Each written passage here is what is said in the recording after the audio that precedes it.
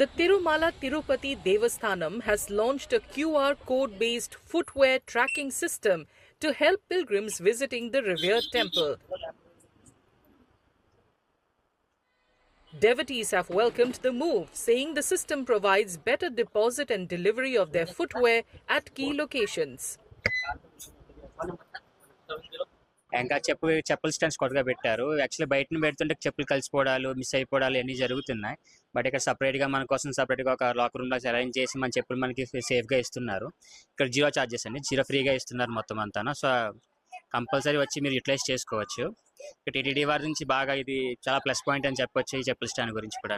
यहाँ पे फ्री सेवा में चप्पल रखे हुए थे, 24 घंटे बाद आके लेके जा रहे हैं. तो फर्स्ट टाइम है हमारा, बहुत बहुत अच्छा लगा यहाँ पे आके.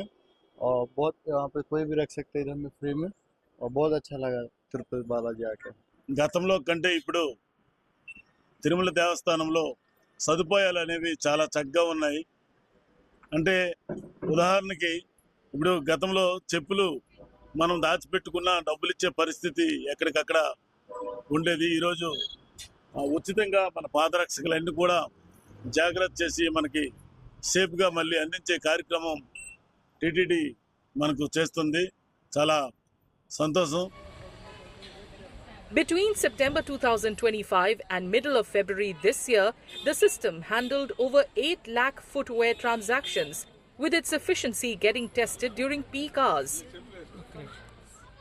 Officials are planning to further expand the system by setting up additional counters and increasing staff strength.